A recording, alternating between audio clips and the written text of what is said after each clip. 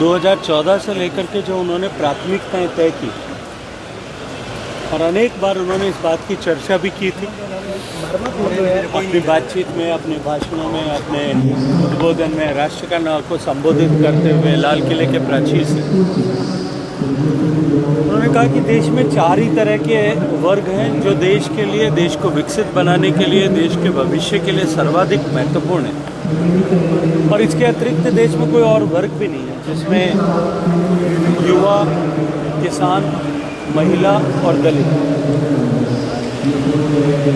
और इन चारों के हितों का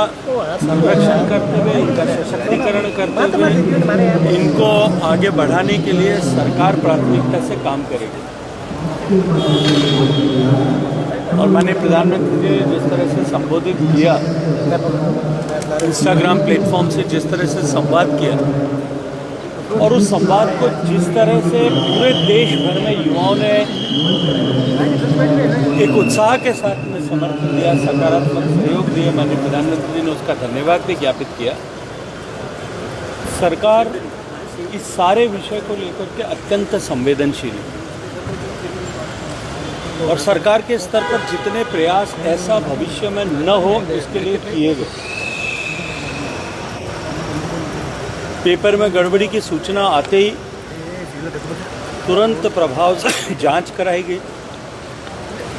बिना किसी कोताही के जो अपराधी थे उनको उठा करके बंद किया गया, जेल में डाला गया। भविष्य में इस तरह की पुनरावृत्ति न हो उसके लिए जितने आवश्यक कदम थे वो सब कदम उठाए गए। और उसके साथ साथ में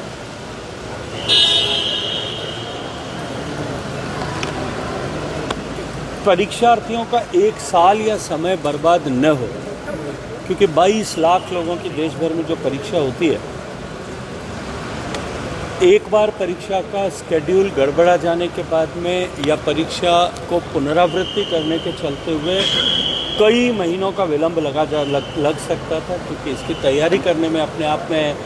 लंबा समय लगता है। राज्यों के साथ में, राज्यों की सरकारों के साथ में, विभिन्न संस्थाओं के साथ में, विभिन्न एजेंसीज़ के साथ में जो है समन्वय बिठा करके ही, कोऑर्डिनेट करके इस तरह की परीक्षा हो सकती है। लेकिन रिकॉर्ड समय में 2 महीने के अंदर अंदर न केवल परीक्षा को आयोजित किया गया, सरकार की पूरी शक्ति, संसाधन सब लगा करके आयोजित किया गया, ट्रांसपेरेंसी के साथ में आयोजित किया गया और उसका परिणाम भी दिया गया। इसी के साथ साथ में माननीय प्रधानमंत्री जी ने इस विषय से जुड़े हुए ऐसे सारे लोग जिनकी उदासीनता के, लापरवाही के चलते हुए ऐसा हो सकता था, उन सब 47 कर्मियों को बर्खास्त किया गया, शिक्षा सचिव का स्थानांतरण किया गया और आने वाले समय में आगे भी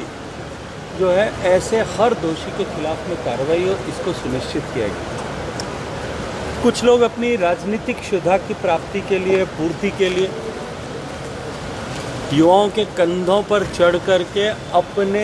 राजनीतिक भविष्य के सपने को तराशने के प्रयास करें। कुछ कांग्रेस पार्टी के जैसे लोग हैं, अपने यहाँ राजस्थानी में एक कहावत है, जट दी के बरेड़ी परात,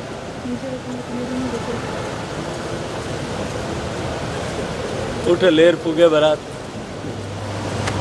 कुछ लोग ऐसे हैं जिनका पास अब और कोई काम नहीं बचा है, हर चुनाव में उनकी हार हो रही है, सब जगह से सफाया हो रहा है, उसके बाद में जहाँ कहीं अवसर मिलता है सरकार को कोसने का और अपनी राजनीतिक गोटियों को सेकने का, वहाँ देश के भविष्य, देश की बदनामी, उन सब की चिंता किए बिना वो अपने राजनीतिक स्वार्थ की पूर्ति के लिए प्रयास करते हैं। लेकिन ये पब्लिक है, मुझे लगता है ये सब जानती है।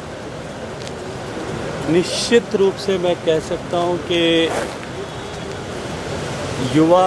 सरकार की, प्रधानमंत्री जी दोनों की प्राथमिकता है और युवाओं की ताकत के आधार पर हम देश को विकसित देश बनाने की दिशा में आगे बढ़ें। सर, अपने संसद की तरफ होना चाहिए, लेकिन कुछ लोग राजनीतिक स्वार्थ के चलते हुए उकसा करके उनको इस तरह से जो है दिग्भ्रमित करने के प्रयास करते हैं और इस तरह का आचरण और व्यवहार नया नहीं। सर, राहुल गांधी, हाँ देखिए, भरी हुई परात, जट है दीठ है बरेड़ी परात, बटे लेर पूगे बरात। Thank you.